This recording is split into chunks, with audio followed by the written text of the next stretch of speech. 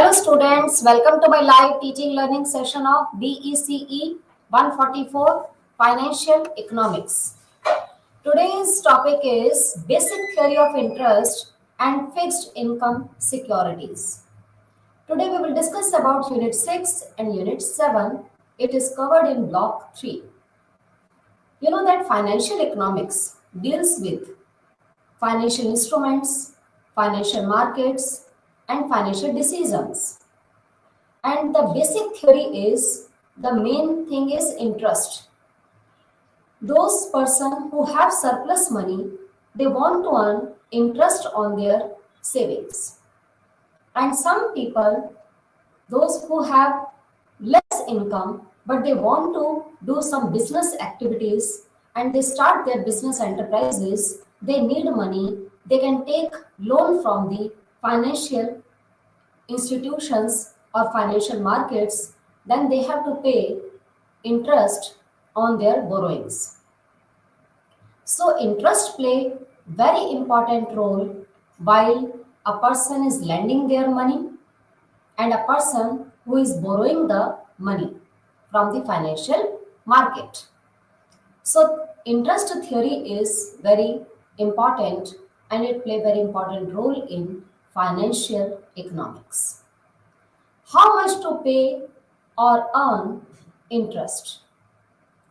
In this, some factors include like interest rate, how much we will earn interest lending their money, and how much we have to pay interest when we borrow money from financial market. It depends upon interest rate. Second thing is the amount of the loan. It means if we borrow huge amount, then we have to pay more. And if we take less borrowings, then we have to pay less. And third is how long it takes to repay. It depends upon time period. It means time period is divided into three categories: very short period, second is short period, and third is long period. Very short period is a market period. It's a very short time period like 1 month, 2 months, etc. But if you are taking loan for 1 year or 15 months, that will be called short time period loan. And the long time period is 15 years or 20 years. If a person take for long time period loan, it means huge risk will involve. So if we are taking loan for the long time period, then interest rate will be higher. And if we are taking loan on the basis of short time period, then the interest rate will be less because risk will be less. So how much we pay interest and how much we earn interest, it depends upon three main factors, that is the interest rate, second is the amount of the loan, and third is how long it takes to repay. Interest rate, if interest rate is higher, then borrower will have to pay more, but lender will get more. For the point of view of lender, it will be beneficial if interest rate is higher. But if a person is borrower and interest rate is higher, it will create losses. So, if a person is borrower and interest rate is higher, he will bear losses. And if the amount of loan is higher or big, then we have to pay more interest. And if the amount of loan is less, then we have to pay less interest. And the time period, if we are taking loan for the short time period, then we have to pay less. And if we are taking loan from the financial market for the long time period, then we have to pay more amount because it depends upon risk. If there is a more risk or huge risk involved in taking borrowings, it means interest rate will be higher and we have to pay more amount. So this is the basic theory of interest, that what is interest? So interest is the income which we earn after lending their money to the financial institution, or after their, if we save money in banks, then we will get interest. And bank provide these savings of the of the lenders to the business enterprises, and bank earn interest. So interest play very important role. Now what is interest rate? Interest rate is the amount a lender charges, a borrower pays, and it's a percentage of the principal, the amount loaned.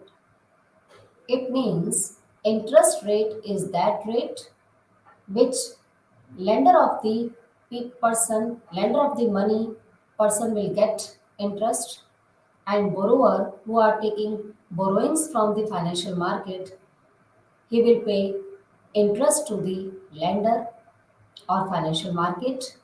So it's a percentage of the principal, the amount which loan to the borrowers.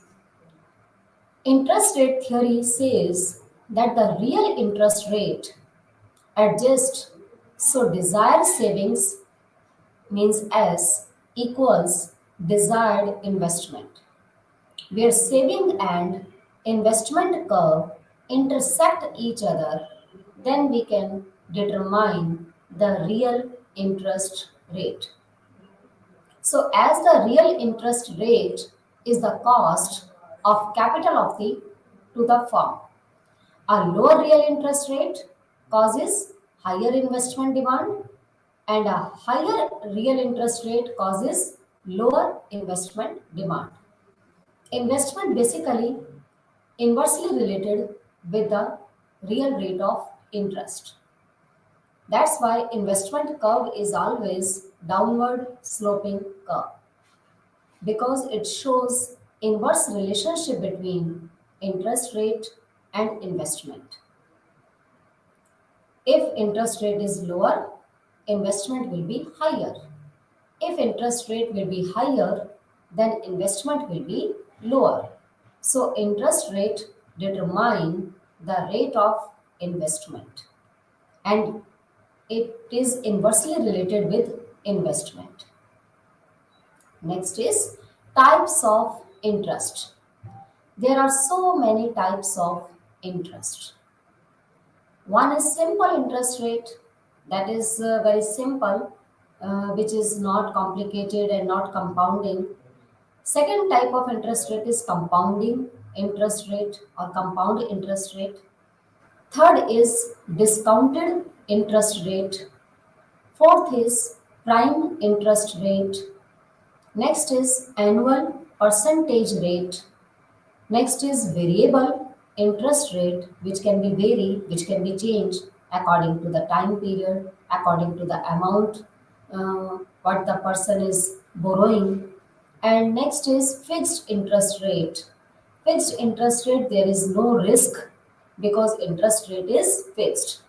It means lender have fully confidence that lender will get fixed amount after lending their money, and borrower will also be confident and sure that whatever amount he has to pay to take borrowings from the financial market.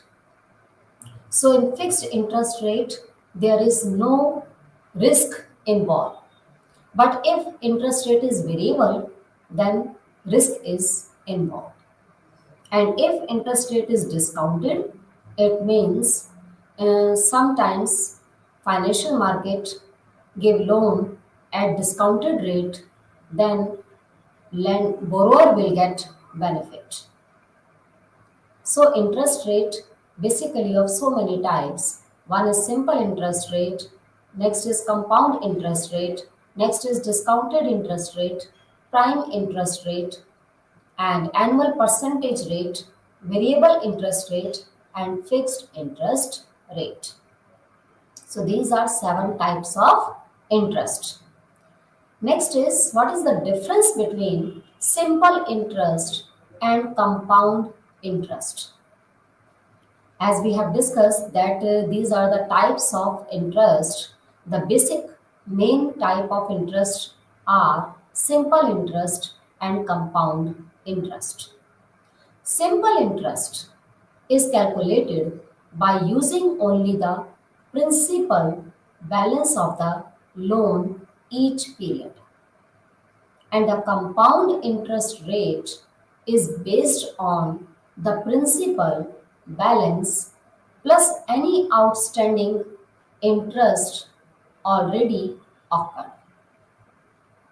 Simple interest in this fixed percentage of principal amount borrowed. It means if we have borrowed money of 20,000, that will be called fixed percentage. It means simple interest is a fixed percentage like 5%, 6%, 7%, whatever percentage can be decided by the financial market. But the fixed percentage of principal amount borrowed, then simple interest rate will be charged. And under compound interest rate, interest compounds over time. Principal Simple interest rate, the principal amount will remain same every year if we are taking interest like 5% on the principal amount of 20,000, then 20,000 amount will remain same in each period or every year, and the rate of interest will also remain same. But in case of compound interest, if 10,000 or 20,000 we have charging we have charged 5% interest, then it will be compound. It means the amount will be after interest 10,000 into 5 by 100. It means 500. Then next amount will be 10,500. Then again, if we charge 5% interest, then amount will not remain same like 10,000, it will be 10,500. Then we will charge 5% interest, again 10,500 amount. So this will be compounded over the time period.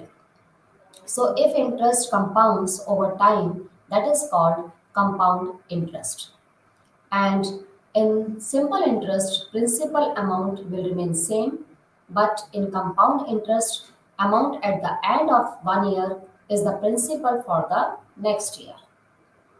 Next is simple interest rate. In this factors in business transactions, investment, and financial products extending multiple periods or years. But compound interest apply to open-ended situations such as credit card balance. So this is the basic difference between simple interest and compound interest. You can understand these two concepts with the help of some illustration or examples. Next is fixed rate and adjustable rate. What is the difference between these two concepts? Fixed rate of interest is that rate which is set rate of interest that does not change throughout the life of the loan. It means interest rate will remain same. If you are taking loan for next 5 years, then interest rate will not change. But the adjustable rate set below the market rate on a comparable fixed rate loan that rises or possibly lowers over time. Fixed rate typically makes it easier for homeowners to budget because in this there is a surety of getting fixed rate and there is a surety of paying fixed interest to the lender or financial institutions. And an adjustable rate typically more complicated than a fixed rate mortgage. Fixed rate provide protection from sudden change in mortgage rates, but adjustable rate typically much cheaper than a fixed rate mortgage, at least in the first 3 to 7 years. Fixed rate is difficult to qualify if interest rate are higher. If interest rate higher, then it is very difficult to qualify it, because if a person is habitual to pay uh, fixed interest rate, then it will be very difficult. If interest rate will be higher, then either he will take loan or borrowings or not. It's not sure, so it is difficult to qualify if interest rates are higher. But in case of adjustable rate, monthly payment can change frequently, making it difficult to budget. It is difficult in that situation when monthly payment can change frequently, then it will be difficult for the borrowers because it will disturb their balance or budget. So this is the difference between fixed rate and adjustable rate. Next is what to know about interest rates. An interest rate is the percentage of principal amount charged by the lender for the use of its money. The interest rate will tell you what you pay each month as opposed to the APR, annual principal rate, which tells you the total cost over the life of the loan.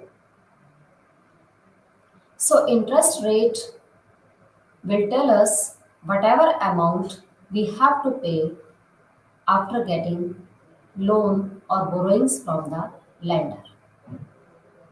That's why we must have to understand the concept of interest rate. Next is what is interest? As you know that when you keep money in a savings account, your money earns interest. And interest is an amount that is charged for borrowings or using money, or an amount of money that is earned by saving money. If a person or household save their money in banks, then they will earn interest, because interest is the reward of separating money from himself or herself. If a person separate its money and keep it in bank, then as a saving, then you can earn interest on the savings. So interest is the amount which is charged for borrowing or using money, or an amount of money that is earned by saving money. Next is how we can compute or calculate simple interest. Here is the illustration of simple interest rate. In this example, a person borrowed $9,000 for 10 years to make home improvements. If he repaid a total of $20,000, at what interest rate did he borrow the money? Whatever amount he borrowed, the amount he borrowed, that is $9,000. But after 10 years, he will pay $20,000. It means what is the rate of interest which banks and lender charged after giving their money to the borrower. The formula of calculating simple interest is P plus I is equals to A. Here P is principal amount, I is rate of interest, and A is the amount uh, which the borrower will pay in future, or after 10 years. The total amount which he pay, that is 20,000. Here P is 9,000, I is not given, we have to calculate, and A is 20,000. First of all, I is equals to, we will deduct or subtract 20,000 minus 9,000. It means 11,000. It means amount of interest is 11,000. But here we have not calculated the rate of interest. So he paid 11,000 as an interest. Use this amount of interest to find the interest rate. The formula is P plus I is equals to A. In this, by using this formula, we can get the amount of total interest the person has to pay after taking loans or borrowings. And the rate of interest formula is I is equals to P into R into T. Here I is the amount of interest. The amount of interest we have calculated, that is 11,000, is equals to P is the principal amount, that is 9,000. R is not given, we have to estimate, so we will keep it same as R, into T is the time period. The time period of loan is 10 years. Now 11,000 is equals to 9,000 into 10 into R is equals to 90,000 into R. Now what we have to find out? Rate of interest. So rate of interest we can calculate by dividing 11,000 to 90,000. 30 to 30 cancel, 11 by 90, and if we divide 11 to 90, then we will get 0.122. It means the rate of interest is 12.2%. The annual rate of interest is 12.2%. So this is the illustration of calculating simple interest. Next is, if we want to find out compound interest rate, so this example will show it. If we want to buy a laptop computer, Ellen borrowed $2,000 for 3 years at an annual simple interest rate of 5%. Here simple interest rate is given. How much interest will she pay if she pays the entire loan off at the end of the 3rd year? What is the total amount that she will repay? Here, future amount is not given, rate of interest is given, principal amount is given, and the time period is also given. So if we want to estimate the total amount what she will pay after 3 years, then the formula we will apply I is equals to P into R into T. I is the amount which she pay after the end of the 3rd year, that is missing. We have to estimate it, and the principal amount is given 2,000 into R is given 5%. 5% means 5 by 100. It means 0.05, and T time period is given 3. So we can multiply P into R into T. 2,000 into 0.05 into 3, we will get 300. Now I is 300. Next is, now Ellen will pay 300 as an interest after the end of the 3rd year.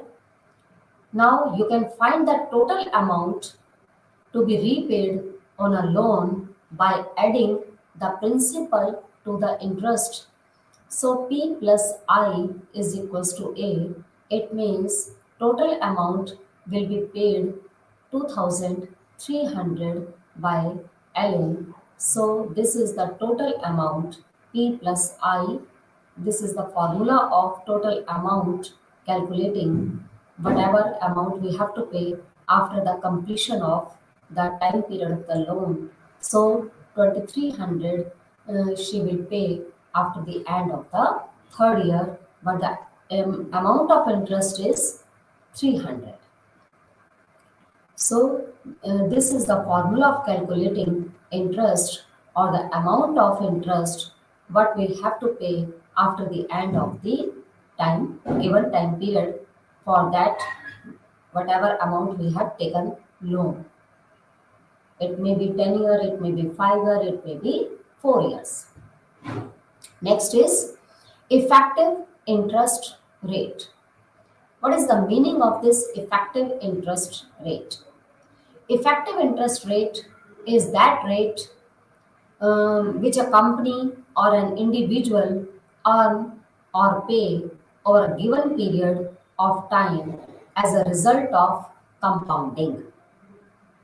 Effective interest rate formula is 1 plus 1 by n, and the time period is mentioned above, and n minus n is the number of years for the amount the person borrowed minus 1.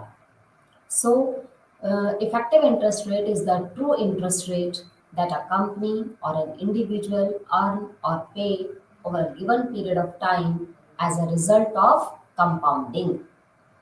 In compounding interest rate, the amount will be accumulated or cumulative in figures. How is it different from nominal interest rate? Generally, there are two types of interest rate. One is nominal interest rate, next is real interest rate. In nominal interest rate, inflation rate is included in interest rate. If we add inflation rate in actual rate of interest, then we can calculate nominal interest rate, and the real interest rate is the subtraction of nominal interest rate and inflation rate. Then we can get real interest rate. And the formula of calculating real interest rate and nominal interest rate was given by Fisher, that is called Fisher effect. I is interest rate and the pi is rate of inflation. If rate of inflation is included in interest rate, that will be called nominal interest rate.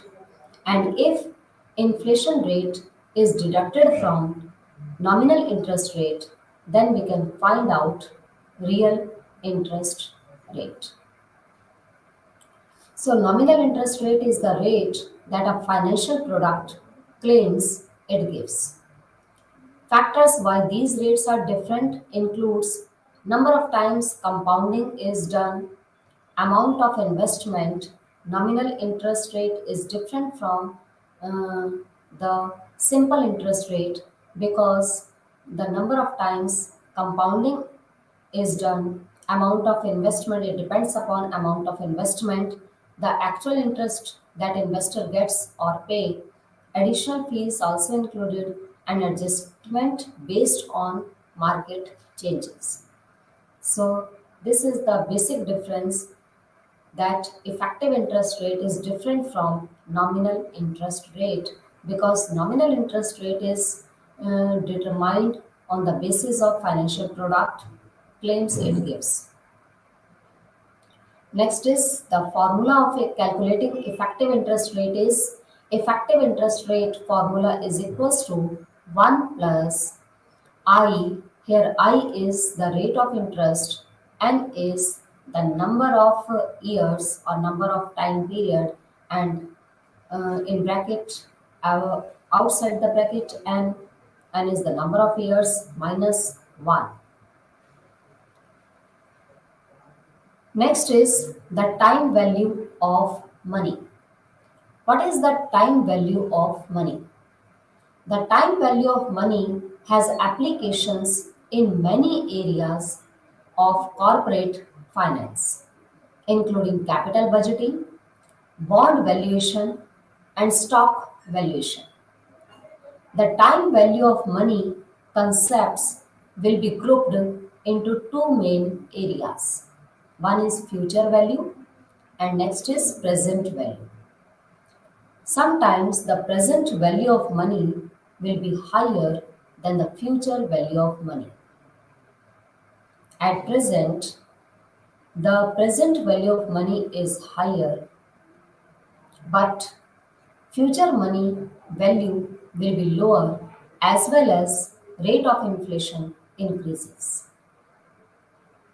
At the time of 1950s, at that time value of money was higher, but at present the value of money is lower because at that time inflation rate was very low, but at present inflation rate is very higher.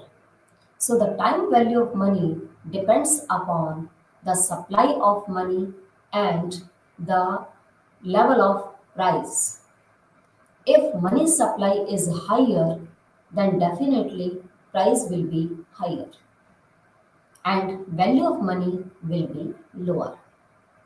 So future value describes the process of finding what an investment today will grow to in future. And present value describes the process of determining what a cash flow to be received in the future is worth in today's dollar. So present value determine the present value of the money or cash flow which we received in future is worth in today's dollar. And future value describe the process of finding what an investment today will grow in future. Generally, time value of money depends upon inflation rate and the supply of money. According to Irving Fisher, quantity theory of money or QTM, it means the time quantity theory of money states that the supply of money and the price level both have positive relationship. If money supply rises, then price level will also rise, but value of money will fall. If money supply doubles, then price level will also double and the value of money will be half. So it depends upon supply of money and the price level. Next is net present value. What is this net present value? Net present value is the difference between the present value of cash inflows and the present value of cash outflows. Inflows means the cash which we receive, and the outflow means the amount which we have to pay. So, cash inflow and cash outflow, if we take the difference between these two things over a period of time, then we can calculate net present value. Because here the word is net. Net is the difference between present value of cash inflow and present value of cash outflow. By contrast, the internal rate of return IRR is different from NPV. IRR is internal rate of return is a calculation used to estimate the profitability of potential investment. It is clear by its name that this is IRR. I is internal, R is rate, and next R is return. It means what we will earn profit after lending their money, that will be show by internal rate of return. So IRR is a calculation used to estimate the profitability of potential or capable investment. Next is if present value of cash inflow is more than present value of cash outflow, then net present value will be positive and the project will be acceptable. because net present value is the difference between cash inflow of the present value and cash outflow of the present value. So if present value of cash inflow is more than the present value of cash outflow, then net present value will be positive, and if it is positive, then it will be acceptable. And if present value of cash inflow is equals to present value of cash outflow, then net present value will be zero, and the project either you can accept or reject, it depends upon the investor. And if present value of cash inflow is less than the present value of cash outflow, then the net present value will be negative and project will not be acceptable. It means project will be rejectable. Next is how we can calculate net present value. Net present value formula is R T upon 1 plus I in bracket, and outside we will write T. Here RT is net cash flow at time. Net cash flow. Net cash flow means inflow and outflow, the difference between this. I is the rate of discount or the rate of interest, and T is the time period of cash flow. So net present value can be estimated by using this formula RT upon 1 plus I in bracket, and outside T is a time period. Now here, for example, initial investment is given $50. It's in million. Initial investment cash outflow is minus 50, negative. Year 1 cash flow is $5. Year 2 cash flow is 15. Year 3 is cash flow is 20. 4 cash flow is year 4 $30, and year 5 cash flow is $35. Discounting factor or rate of interest is 12%. The net present value, we can use the formula that RT upon 1 plus I and time period T. So net present value we can estimate by using this formula. Here initial investment is 50 and the cash outflow hence negative minus 50. If we are taking first year cash flow, that will be 5, and it means the time period is 5, and cash flow is 5, 15, 20, 30, 35, and the rate of interest is 12%. So 5 initial investment is 50.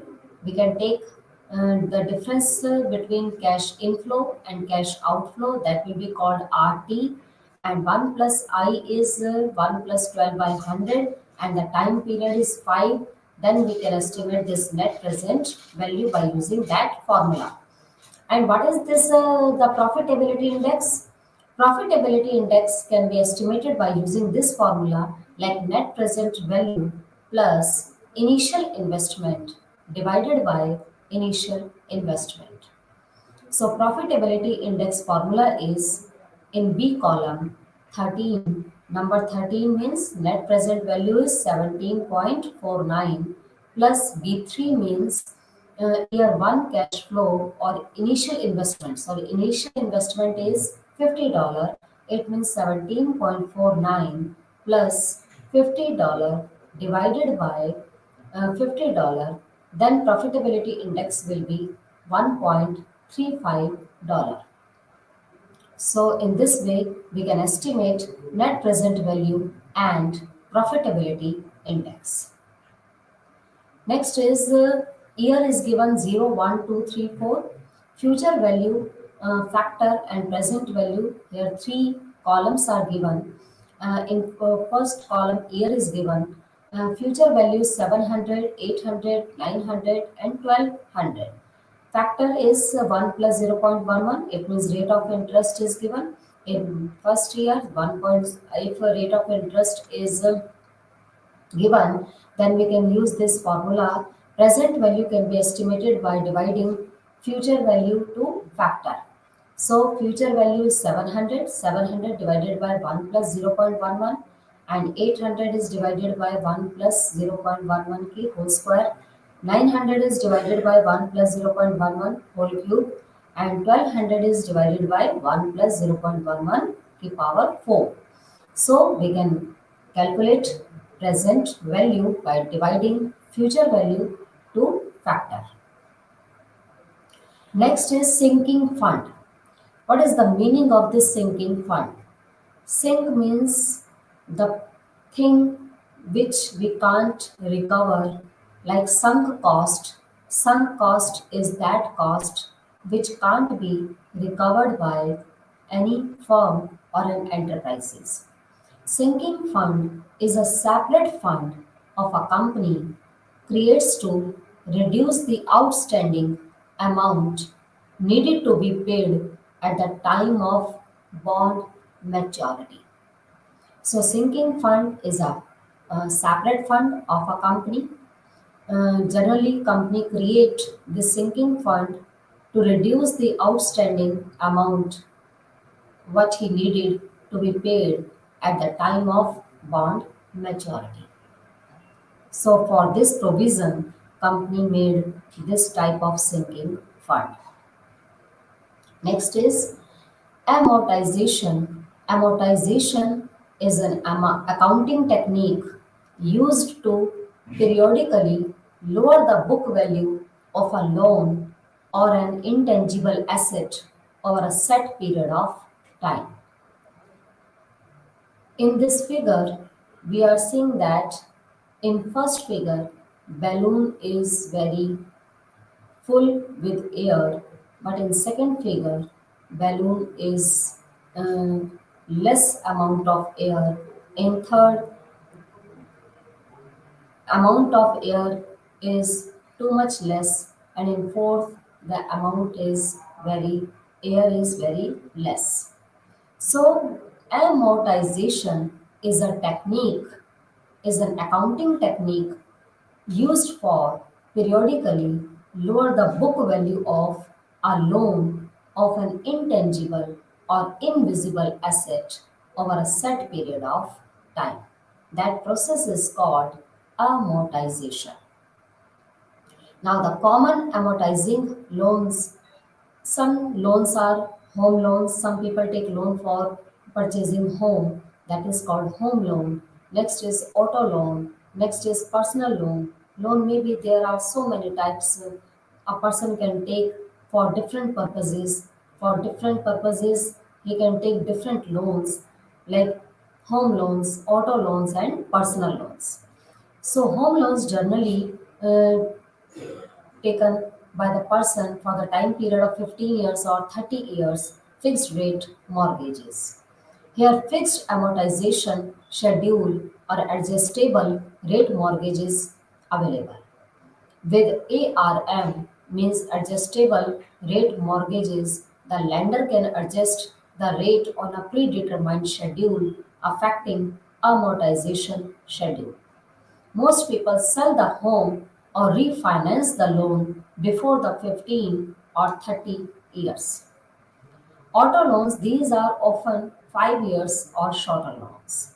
And the personal loans often have 3-year terms, fixed interest rate, and fixed monthly payment. Here, this is the loan amortization schedule. Here, the amount date is given April 2021, May 2021, June 2021. It means different months. The interest will be 717, 715. Interest rate is decreasing as well as time period is going on. And the principal amount is 526, 528, 529, 530, 532, 533, and the balance is this.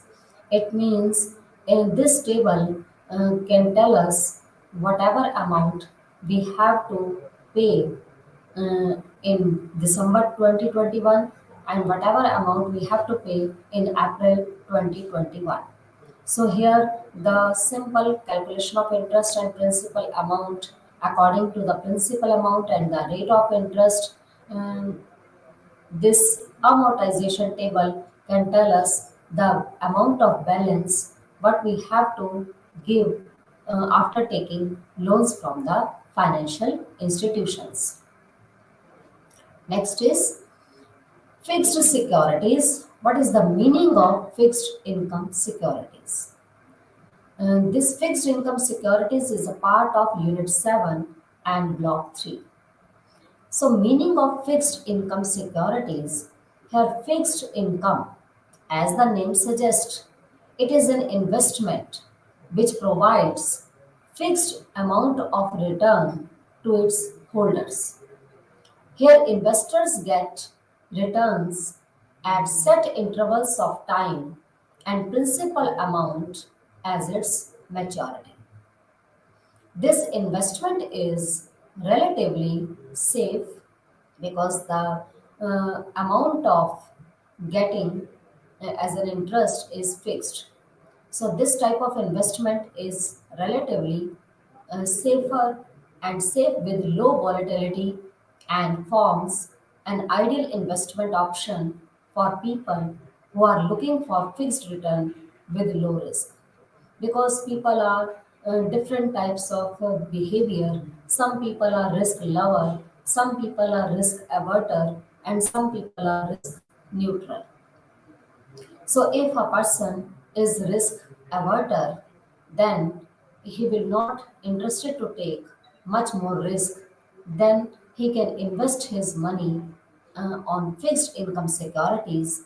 In this case, he will get fixed amount of return and fixed return which will bear less risk. So fixed income securities generally includes bonds, debentures, preference shares. So these are called fixed income securities. Types of fixed income securities are there are so many types of fixed income securities. The types of fixed income securities are based on their issuance. For example, uh, fixed income securities can be issued by government, can be issued by banks or financial institutions or by the corporate sectors. It means fixed income securities can be issued by any institution or any financial institution or corporate sector. So it may be government, it may be bank, financial institutions or corporate sector. Government issues generally treasury bills, government securities. Bank issues generally certificate of deposit or FD, fixed deposit. Fixed deposit in FD we get same amount of interest in whole year.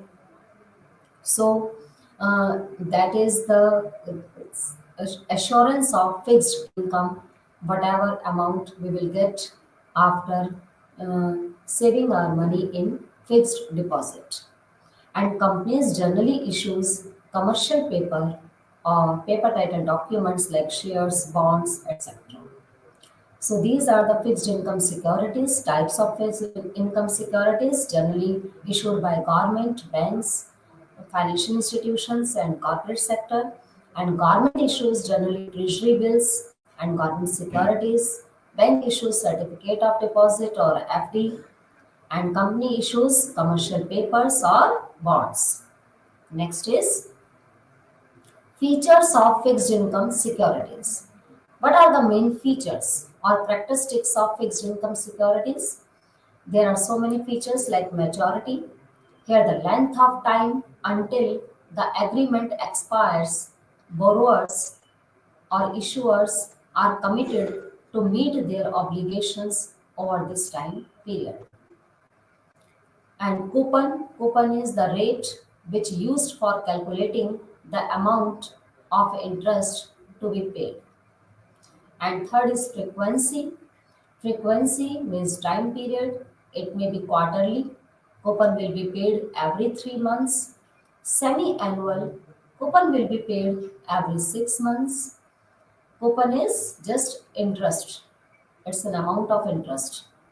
It may be quarterly, it may be semi-annual, it means paid after every 6 months, and annually paid after 1 year. And maturity is the time period when the agreement expires.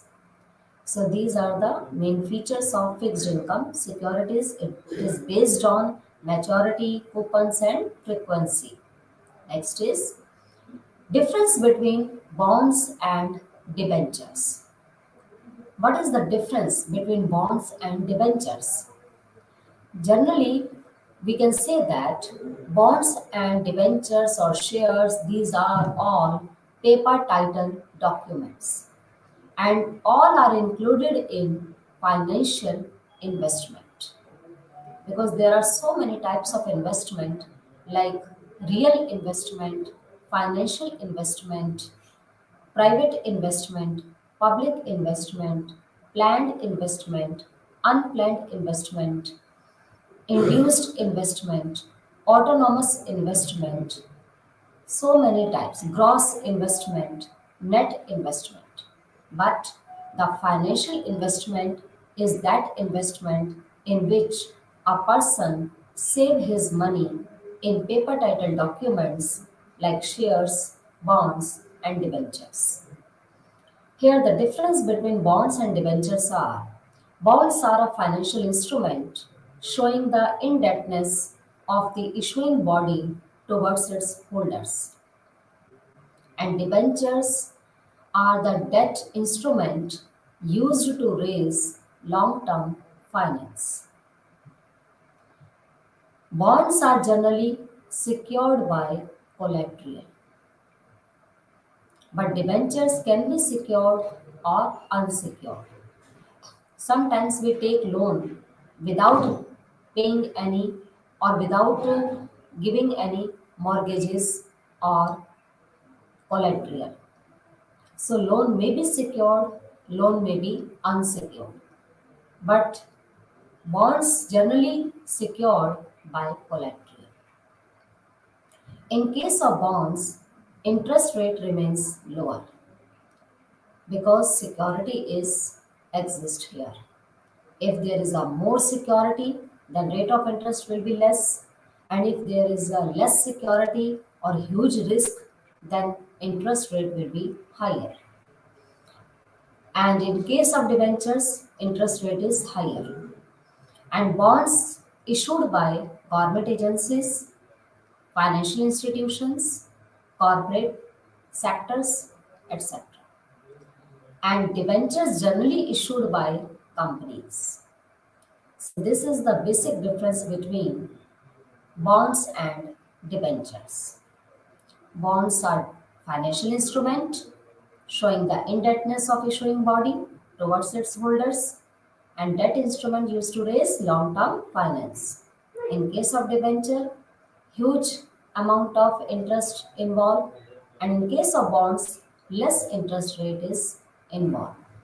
And bonds issued by government agency, financial institution, corporate sector, and debentures issued by companies generally. Next is there are two types of debentures. One is convertible debentures, next is non-convertible debentures. Debentures may be convertible, may not be. So debentures may be secured or maybe not, unsecured. So in this convertible debentures, lower rate of interest will be charged since it can be converted into stocks or shares or equity or any other form. So convertible, it is clear by its name. It can be converted, it can be changed. So lower interest rate is charged in case of convertible debentures. But if debentures are non-convertible, which can't be converted into any other stocks, shares, equity, etc., then higher interest rate will be charged. Next is value at maturity. The basis of difference is in case of convertible debentures, maturity value depends on the company's share price or stock price at the moment. Hence, a high stock price will result in poor return. If the share price is higher, it will give poor return.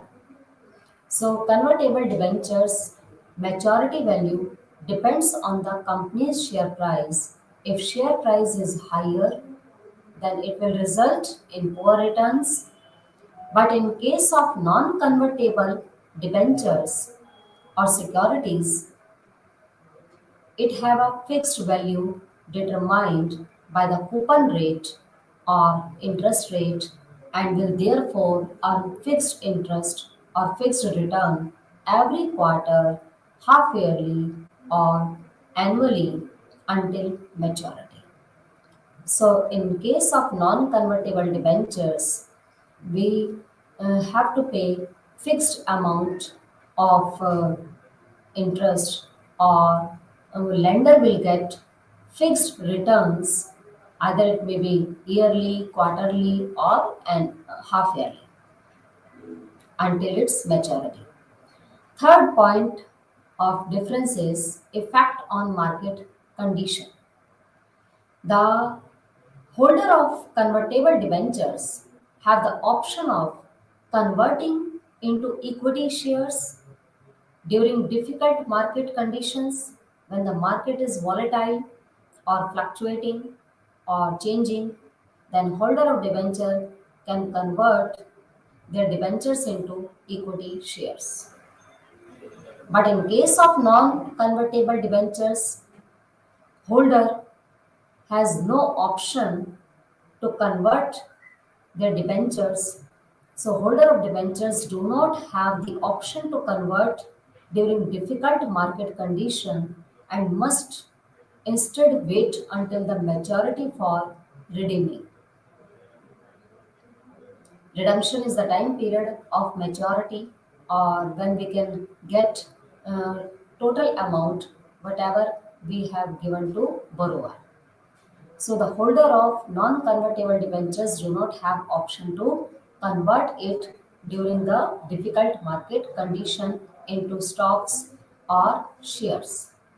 But convertible debentures can be converted into stocks or shares or equity share at the time of difficult market conditions. Next is status. Holders of convertible debentures will have dual space. Dual means both space in the company can be a creditor or a partial, or can be a creditor or a shareholder, partial owner of the company. But non-convertible debentures holders can be only either creditor or lender, not the both situation. But in case of convertible debentures, holder will have two positions or dual space in a company.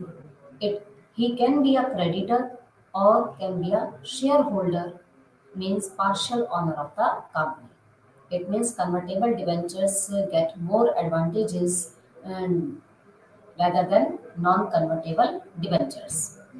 And the risk is it has less risk because it can be converted at the time of difficult situations. That's why risk is less, and the rate of interest is also very less.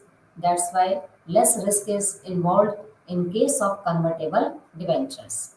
But non-convertible debentures are more risky because it can't be convertible at the difficult situation of the market. So the holder has to wait until the maturity to receive the payment. Next is conclusion. Now, in today's session, we have discussed about basic theory of interest, that is the part of Unit 6 in Block 3, and fixed return or fixed income securities, Unit 7, which is the part of Block 3. So, bills, notes, and bonds are all fixed income securities. classified by maturity. And government bonds are the safest bonds, followed by municipal bonds and then corporate bonds. So there are so many types of fixed income securities which is issued by government, corporate sector, banks and other financial institutions.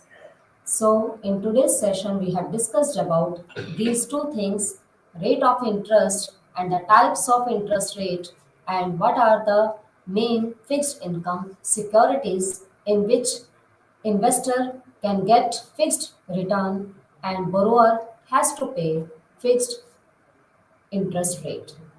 Thank you.